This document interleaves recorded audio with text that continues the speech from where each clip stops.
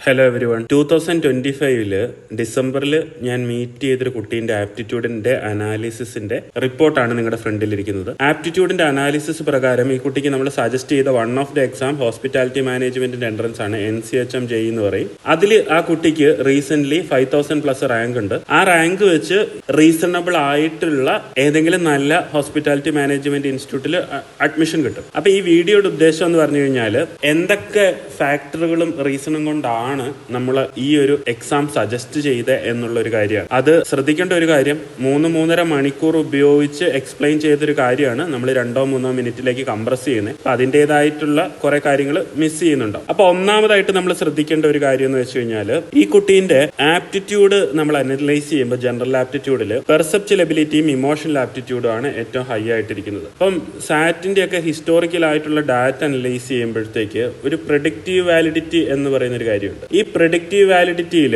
എപ്പോഴൊക്കെ പെർസെപ്ച്വൽ എബിലിറ്റിയും അല്ലെങ്കിൽ emotional aptitude ആണ് ഹയർ ഗ്രേഡിയന്റ് ഡോമിനന്റ് ആയി വന്നിട്ടുണ്ടെങ്കിലും അതിൽ ഹോസ്പിറ്റാലിറ്റി എന്നുള്ള ഒരു കാര്യത്തിന് ആ കുട്ടിക്ക് കുറച്ചുകൂടെ അഭിരുചി ഉണ്ടാകാം എന്നുള്ള ഒരു കാര്യം സ്റ്റാറ്റിസ്റ്റിക്കലി വെൽ പ്രൂവൺ ആണ്. ഈ രണ്ടാമത്തെ ഒരു റീസൺ എന്ന് വെച്ച് കഴിഞ്ഞാൽ ഈ കുട്ടിയുടെ ബാക്കിയുള്ള ആപ്റ്റിറ്റ്യൂഡുകളെ നിങ്ങൾ കമ്പയർ ചെയ്യുമ്പോഴത്തേക്ക് റീസണിങ്, ഡിസൈൻ അല്ലെങ്കിൽ ഇതിന്റെ കോമ്പിനേഷൻ എല്ലാം റിലേറ്റീവ്ലി ഭയങ്കര വീക്കാണ്. അതായത് 3.4% നിൽക്കുന്നുണ്ട്. അപ്പം എന്തൊക്കെ പറ്റില്ല എന്നുള്ളൊരു കാര്യത്തിന് നമുക്ക് നല്ലൊരു ക്ലാരിറ്റി ഉണ്ട്. മൂന്നാമത്തെ ഒരു കാര്യം എന്ന് വെച്ച് കഴിഞ്ഞാൽ സിലബസുമായിട്ട് മാപ്പ് ചെയ്യുന്നുണ്ടോ എന്നുള്ളൊരു കാര്യമാണ് ആപ്റ്റിറ്റ്യൂഡുകൾ. NCHM സിലബസിൽ ഏറ്റവും ഡോമിനന്റ് വെയിറ്റേജ് ഉള്ള ഒരു കാര്യം ആപ്റ്റിറ്റ്യൂഡ് ഫോർ സർവീസ് സെക്ടർ ആണ്. അതിലെ ലാർജ് വെയിറ്റേജ് വരുന്ന ഫാക്ടറുകളെല്ലാം ഈ ഇമോഷണൽ ആപ്റ്റിറ്റ്യൂഡിലെ 4 സബ്സെക്ഷനിൽ ഈ കുട്ടി വളരെ ബെറ്റർ ആയിട്ട് പെർഫോം ചെയ്തിട്ടുണ്ട്. അതായത് എല്ലാത്തിനും 66.1% മുകളിലേക്കുണ്ട് എന്നൊരു കാര്യമുണ്ട്. അപ്പൊ ഈ കുട്ടിക്ക് നാച്ചുറൽ ആയിട്ട് ആപ്റ്റിറ്റ്യൂഡ് വെച്ച് അവിടെ ഒരു അഡ്വാൻറ്റേജ് ഉണ്ടാകാം എന്നുള്ളൊരു കാര്യമുണ്ട്. ഈ നാലാമത്തെ ഒരു റീസൺ എന്ന് വെച്ച് കഴിഞ്ഞാൽ നോളജ് ടെസ്റ്റിന്റെ അനാലിസിസ് വരുമ്പോഴത്തേക്ക്